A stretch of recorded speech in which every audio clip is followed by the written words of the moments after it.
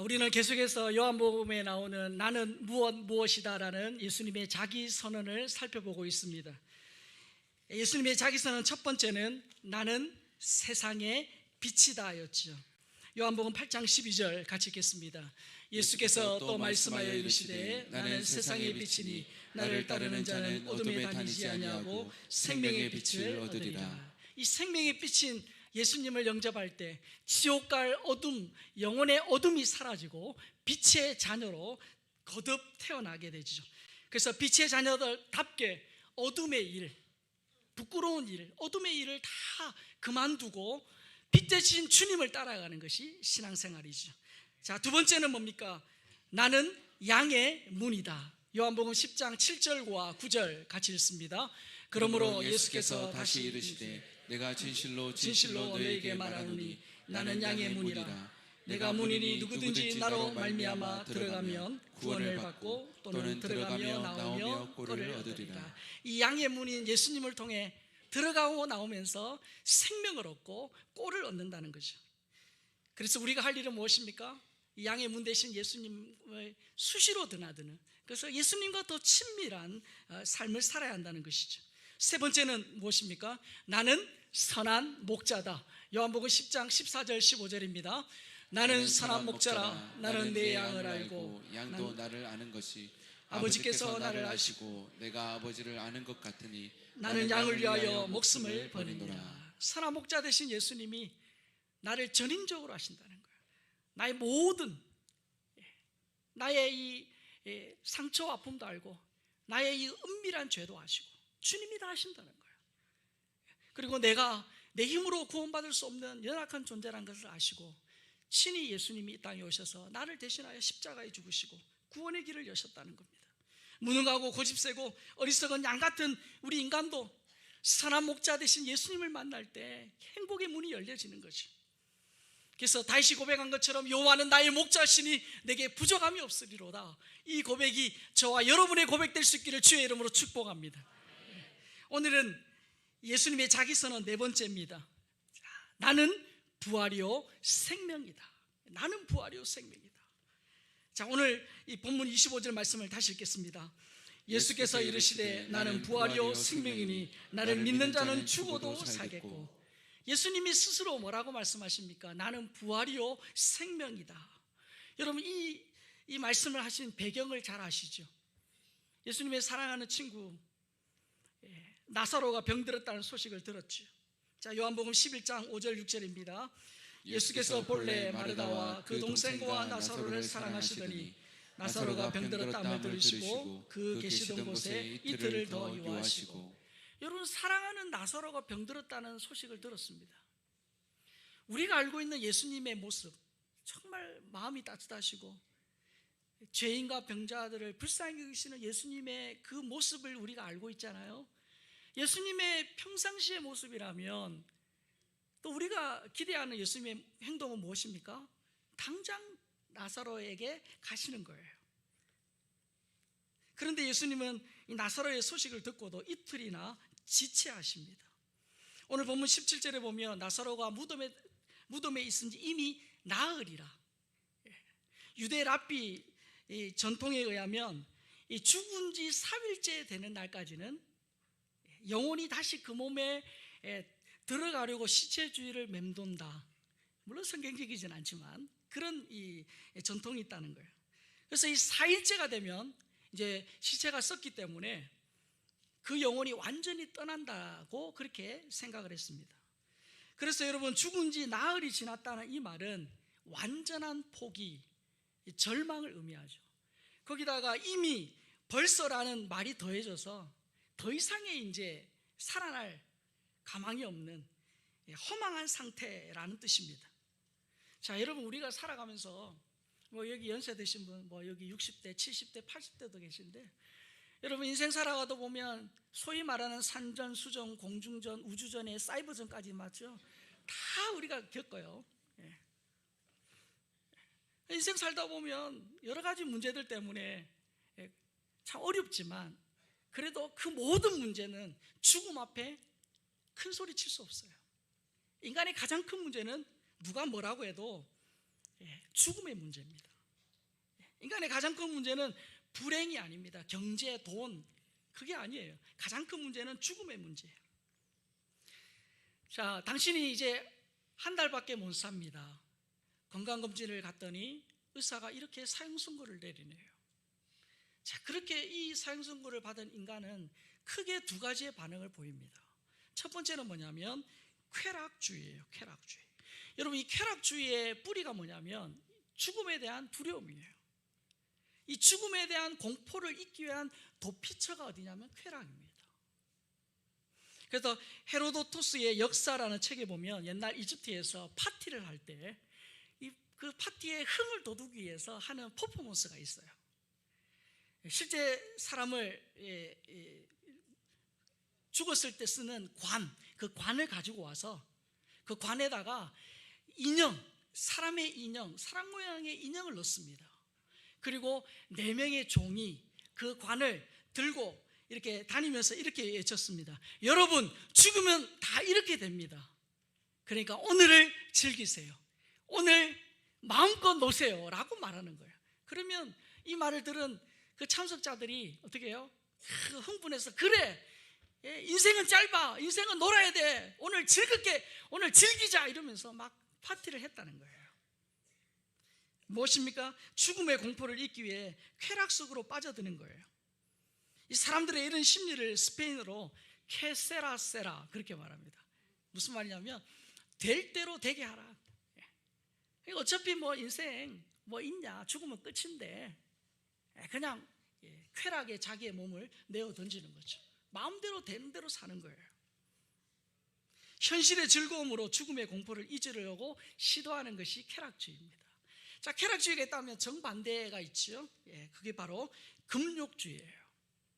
이 금욕주의의 뿌리도 마찬가지입니다. 죽음에 대한 공포예요. 두려움이에요.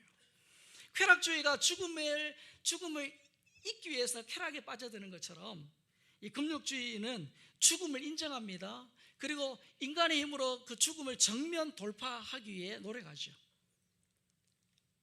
그들이 이렇게 말합니다. 인간은 원래 다 죽는 거야. 이상해 할 것도 없고 두려워할 것도 없어 하면서 어떻게 해요? 수양에 수양을 거듭하죠. 그들이 잘 쓰는 말이 있습니다. 메멘토 모리, 죽음을 기억하라. 허물을 극복하고 진지하게 살아보려고 애를 쓰지요. 그러나 그들의 마음은 늘 우울해요. 왜? 그들 앞에 뭐 있기 때문에? 죽음이 있기 때문에. 죽음을 인정하고 늘 죽음 인식하기 때문에 그들의 삶에 기쁨이 없는 거죠. 그런데 오늘 예수님은 나사로의 죽음을 전혀 다르게 보십니다. 자, 요한복음 11장 4절. 예수께서 들으시고 이르시되 이 병은 죽을 병이 아니라 하나님의 영광을 위함이요 하나님의 아들이 이로 말미암아 영광을 받게 하려 함이라 하시더라. 자, 예수님은 이 나사로의 죽음과 하나님의 영광을 지금 연결시키고 있어요. 하나님의 영광이 드러날 것이다 라고 선포합니다. 여기서 말하는 하나님의 영광은 이런 뜻이지요. 이 나사로의 죽음으로 말미암아 하나님이 어떤 분이신지, 그 하나님에게 어떤 신성과 능력이 있는지를 밝히 드러내는 사건이라는 거예요. 그래서 여러분, 나사로의 부활 사건은 단지 한 사람이 죽었다가 다시 살아난 개인의 사건이 아닙니다. 이 사건은 하나님이 어떤 분이신지, 그리고 그 하나님이 보낸 이 예수님, 이분이 어떤 분이신지를 잘 보여주는 그런 사건이에요. 자, 요한복음 11장 40절에도 같은 말씀이 나와요. 예수께서 이르시되 내 말이 내가 믿으면 하나님의 영광을 보리라 하지 아니하였느냐 하시니. 예수님은 두 번이나 이 나사로의 죽음과 하나님의 영광을 지금 연결합니다. 여러분, 나사로가 살았던 베다니는 예루살렘과 3km도 안 되는 가까운 거리에 있습니다. 그러다 보니까 오늘 본문에도 많은 유대인들이 조문하러 왔다라고 말했습니다. 죽었던 이 나사로가 우리 이 요한복음 11장의 내용을 알잖아요. 이후에 어떻게 해요? 수족을 배로 동인채로 어떻게 해요? 걸어서 살아서 나왔거든요. 자, 이 사건을, 기적을 본 유대인들이 예수님을 믿게 되었습니다. 요한복음 11장 45절 46절입니다. 마리아에게 와서 예수께서 하신 일을 본 많은 유대인이 그를 믿었으나 그 중에 어떤 자는 바리새인들에게 가서 예수께서 하신 일을 알리니라. 이 나사로의 부활 사건으로 말미암아 많은 유대인들이 예수를 믿게 된 거예요. 동시에 어떤 유대인들은 바리새인들한테 가서 고자질을 한 거죠. 그래서 이 유대인들의 마음이 예수님께로 막 쏠리는 것을 보고 위기를 느낀 이 대제사장들과 바리새인들이 예수님을 죽이기로 결의합니다. 요한복음 15장 53절이죠. 이날부터는 그들이 예수를 죽이려고 모의하니라. 그래서 여러분, 예수님의 배단위행, 나사로를 살리기 위해서 가셨던 배단위행은 나사로는 사는 길이지만 예수님은 죽음으로 가는 길이에요. 예수님은 죽음으로 가는 길이에요. 예수님은 나사로가 죽은 지 4일이나 지나서 시체 썩는 냄새가 진동하는 그때야 비로소 베다니에 오시죠. 예수님 오신다는 이 소식을 듣고 마르다가 어떻게 해요? 막 뛰어나가서 예수님을 마중합니다. 그러면서 이 마르다가 예수님이 늦게 오신 것에 대한 좀 섭섭한 마음으로 이렇게 말하죠. 본문 21절입니다. 마르다가 예수께 여짜오되 주께서 여기 계셨더라면 내 오라비가 죽지 아니하였겠나이다. 그러면서 마르다가 지금이라도 예수님이 하나님께 구하여 일을 이루실 것을 믿습니다라고 고백하죠. 그랬더니 예수님이 깜짝 놀랄 만한 말씀을 하십니다. 본문 23절, 예수께서 이르시되 내 오라비가 다시 살아나리라. 내 오빠가 다시 살아나리라 는 이 예수님의 말씀에 마르다가 이렇게 대답합니다. 24절이죠. 마르다가 이르되 마지막 날 부활 때에는 다시 살아날 줄을 내가 아나이다. 이 마르다는 예수님이 네 오빠가 다시 살아날 거야 라는 이 말을 어떻게 해석했냐면 마지막 날에 다시 살아날 것입니다 라고 이해를 한 거예요. 마지막 날에 다시 살아날 것이다는 이 마르다의 말은 옳습니다. 근데 마르다가 무엇을 몰랐냐면 아직 예수님이 십자가 지시고 죽으시고 부활하신 사건 이전이잖아요. 그래서 이 마르다는 구약 성경의 관점에서 마지막 날 먼 미래에 부활이 있을 것이다 라고 생각을 한 겁니다. 자, 그런데 오늘 예수님이 말씀하시는 부활은 마르다가 이해하는 부활과 다릅니다. 자, 예수님은 부활에 대하여 새로운 계시를 주시죠. 자, 요한복음 11장 25절 26절입니다. 예수께서 이르시되 나는 부활이요 생명이니 나를 믿는 자는 죽어도 살겠고 무릇 살아서 나를 믿는 자는 영원히 죽지 아니하리니 이것을 내가 믿느냐. 자, 예수님이 자신이 어떤 존재인지를 지금 명확하게 말씀하세요. 나는 부활이요 생명이다. 자, 여러분 저 표현을 잘 보세요.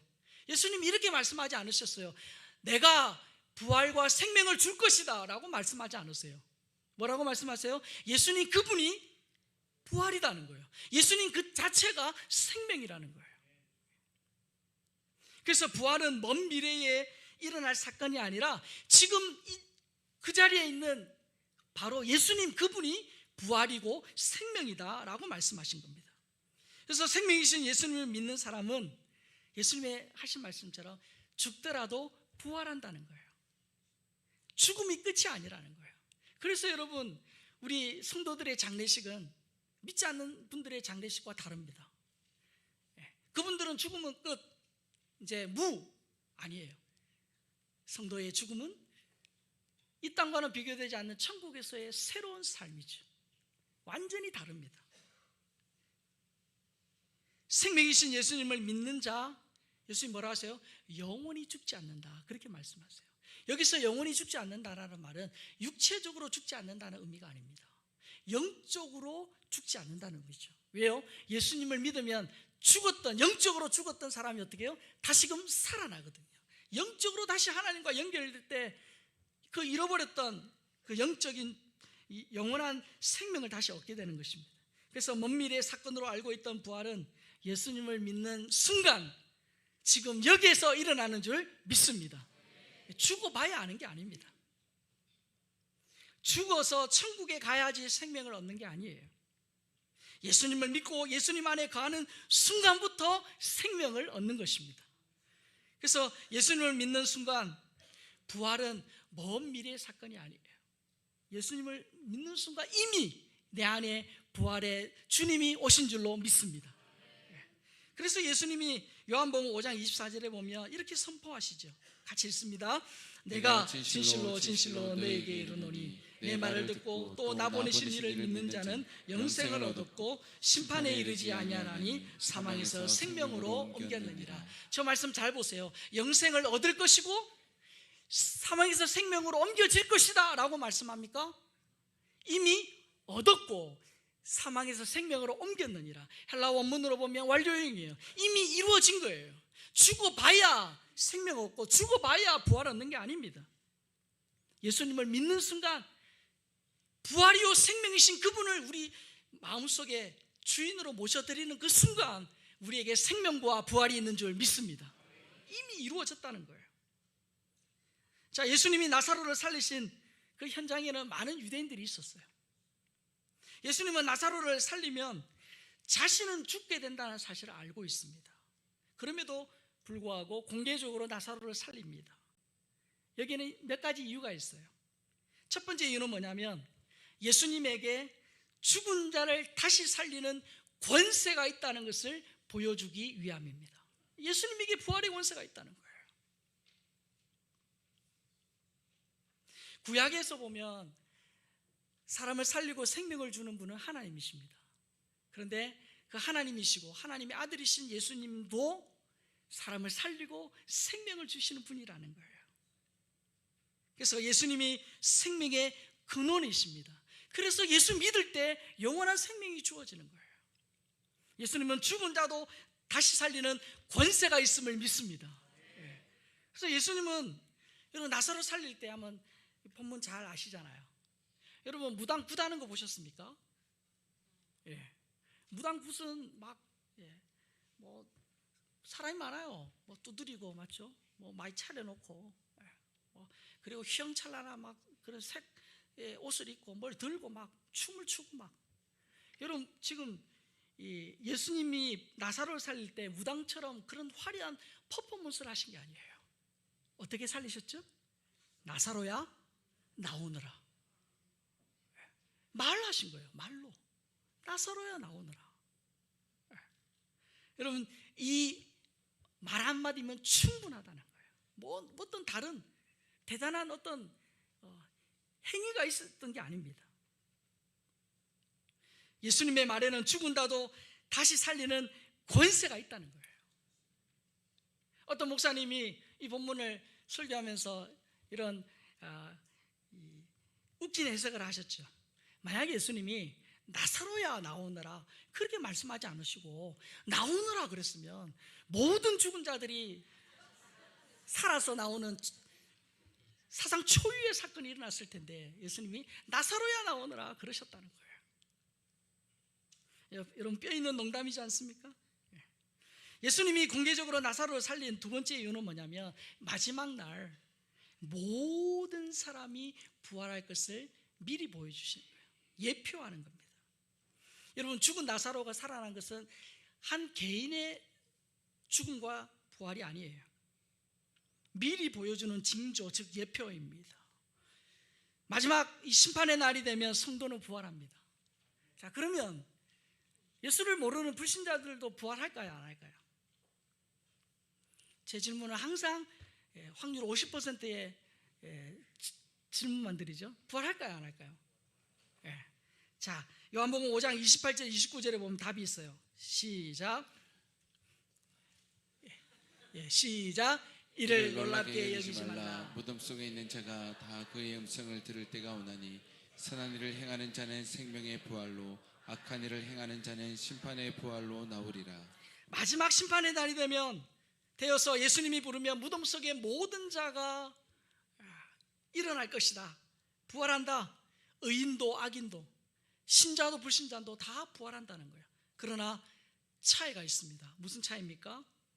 의인은 부활로, 생명의 부활로, 악인은 어떻게 해요? 심판의 부활로 나온다는 거예요. 악인은 부활하여 심판받게 된다는 거예요. 예수님이 공개적으로 나사로를 살린 세 번째 이유는 예수님 자신의 부활을 미리 예표하는 것입니다. 여러분, 나사로의 이 죽음과 부활 사건과 예수님의 죽음과 부활 사건이 시간적으로 그다지 먼 사건이 아닙니다. 요한복음 11장에 나사로의 죽음과 부활이 있는데, 요한복음 12장에 보면 예수님이 십자가의 길을 가기 위하여 예루살렘으로 들어가시는 장면이 나와요. 유월절에 되어 예루살렘에 들어가신 예수님, 우리가 잘 아는 것처럼 가룟 유다의 배신으로 로마 군인들에게 붙잡혀 가시죠. 그리고 부당한 재판을 받으시고 십자가형을 받습니다. 여러분, 당시 십자가형으로 죽기 전에 유대인의 관례에 따라서 두 가지 일이 먼저 이루어집니다.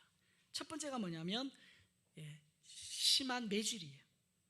십자가에 못 박히기로 된 죄수는 형이 확정이 되면 매질을 당하는데, 여러분 뭐 패션 오브 크라이스트 이런 영화 보시면 로마 군인이 막 채찍하잖아요. 당시의 채찍은요 그냥 한 줄로 된 채찍이 아닙니다. 9가닥의 채찍입니다.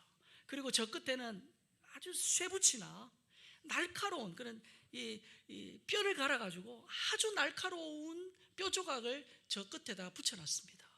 그래서 여러분, 채찍을 이렇게 휘두르면 이 채찍이 어떻게요? 살점에 딱 감깁니다. 박혀요. 그리고 그것을 당길 때 살점이 떨어져 나가는 거예요. 그래서 여러분, 이 채찍 맞다가 십자가 지기도 전에 죽는 죄수들이 많았습니다. 십자가 처형을 위한 두 번째 규례는 뭡니까? 죄수가 자신의 매달릴 십자가를 스스로 짊어지고 가는 겁니다. 여러분, 십자가가 있죠? 이 세로막대는 형이 집행되는 그 장소에 땅에 미리 박아놓고, 가로막대는 그 죄수가 직접 지고 가는 겁니다. 예수님이 그 무거운 가로막대를 짊어지고 비아 돌로로사, 십자가의 길, 그 길을 묵묵히 걸어가신 거죠. 나를 위해 매질당하시고 십자가의 길을 걸어 골고다 언덕에서 돌아가신 예수님, 그 예수님은 죽음으로 끝난 게 아니에요. 여러분, 이 땅에 자신이 메시아라고 재림 예수라고 말하는 사람들, 그 모든 사람들은 다 죽어서 무덤이 다 있어요. 다 무덤이 있어요. 예수님은 무덤이 없어요. 왜요? 무덤으로, 죽음으로 갇히신 분이 아니라 그 죽음의 권세를 이기시고 부활하셨기 때문이에요. 그래서 여러분, 이 예수님의 죽음은 우리 성도의 죽음을 또한 미리 보여주는 겁니다. 사도 바울은 고린도전서 15장 20절에서 예수님의 부활이 우리 성도의 부활이라고 선언합니다. 같이 읽습니다. 그러나 이제 그리스도께서 죽은 자 가운데서 다시 살아나사 잠자는 자들의 첫 열매가 되셨도다. 여러분, 가을이 되어서 첫 열매가 나죠? 여러분, 첫 열매가 맺혔다는 것은 이후에 계속 열매가 맺힌다는 것을 전제합니다. 예수님이 죽은 자, 잠자는 자들의 첫 열매. 성경은 우리 예수님 믿는 사람들의 이 죽음을 죽었다라고 표현하기도 하지만 잠잔다라고 표현합니다. 여러분, 잠잔다는 것은, 잠은 어떻게 깬다는 걸 전제합니다. 그래서 이 잠자는 자들의 첫 열매, 즉 예수님의 부활이 우리 모든 성도들의 부활을 전제한다는 거예요. 그래서 예수님의 부활이 내 부활인 줄 믿습니다. 예수님은 단순히 2000년 전에 십자가에 죽고 부활하신 그 사건은 끝난 게 아니라 예수님의 부활이 내 부활이라는 거예요. 인도의 선교사 선다싱이 영국을 방문했을 때의 일입니다. 한 대학 교수가 이 선다싱에게 이렇게 질문합니다. 당신이 지금껏 힌두교를 섬기다가 기독교로 개종한 이유가 뭐냐? 이 교수의 질문의 핵심은 이거죠. 도대체 힌두교와 기독교의 차이가 뭐냐는 거예요. 무슨 차이가 있길래 지금껏 섬기던 그 힌두교를 버리고 예수님께로, 예수님을 섬기느냐는 거지요. 그러자 이 선다싱이 이렇게 대답했습니다. 부활하신 예수가 살아있기 때문입니다. 부활하신 예수님이 죽음으로 끝난 것이 아니라 살아있다는 거예요. 여러분, 세상이 말합니다. 죽음은 곧 끝이다. 성경은 말합니다. 죽음은 곧 시작이다. 이것이 세상 사람과 믿는 자들의 차이점이죠. 여러분, 사람은 죽이는 능력은 있어요. 말로도 죽이고 실제로도 죽이는 그런 안 좋은 권세 그런 건 있죠. 그러나 사람을 살리는 권세 능력은 없습니다. 사람을 살리는 분은 오직 예수 그리스도 그분밖에 없다는 거예요. 그래서 오늘 마지막으로 본문 25절 26절을 우리 크게 다시 읽겠습니다. 시작. 예수께서 이르시되 나는 부활이요 생명이니 나를 믿는 자는 죽어도 살겠고 무릇 살아서 나를 믿는 자는 영원히 죽지 아니하리니 이것을 내가 믿느냐. 이것을 내가 믿느냐. 예수님이 마르다에게 하신 질문입니다. 그러나 반드시 하나님이 저와 여러분에게 물으실 질문이기도 해요. 이것을 네가 믿느냐? 너가 예수님이 어떤 존재인지 어떤 분인지 네가 어떻게, 너에게 예수는 누구냐? 여러분, 이것을 내가 믿느냐라고 개인적으로 주님이 다 여러분에게 물으셨을 때 여러분들이 분명한 확신과 믿음으로 대답할 수 있어야 합니다. 만약에 이 질문에 주저하거나 나는 아직도 예수님이 어떤 분인지 모르겠다, 나는 예수님이 아직도 잘 모르겠다라고 하시는 분이 있으면 오늘부터 기도하셔야 돼요. 그리고 신앙생활 오래 하신 분들을 찾아가서 또 우리 목사님들에게 오셔서 진짜 예수님이 누군지, 그냥 교회만 왔다 갔다 하는 정도가 아니라 진짜 예수님이 누군지를 아셔야 돼요. 만약에 이 질문에 나는 뭐라고 대답할지 모르겠다라고 생각하는 분이 있으시면 좀 이따 찬양하고 기도할 때 한번 이렇게 기도해 보시기 바랍니다. 부활이요 생명이신 예수님,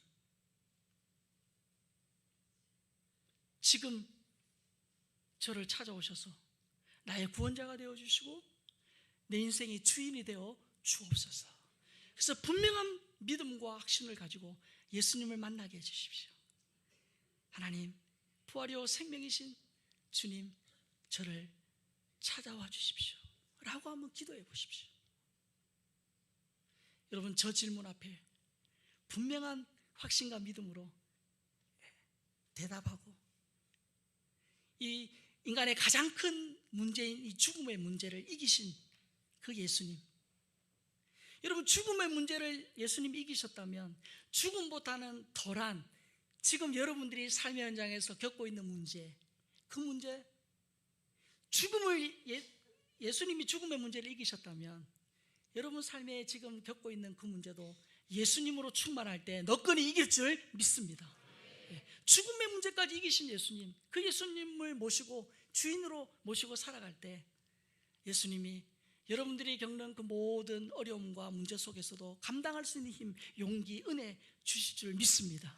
그 주님 붙들고 한 주간 더 승리하는 우리 모든 주의 백성들 될 수 있기를 다시 한번 주의 이름으로 축복합니다.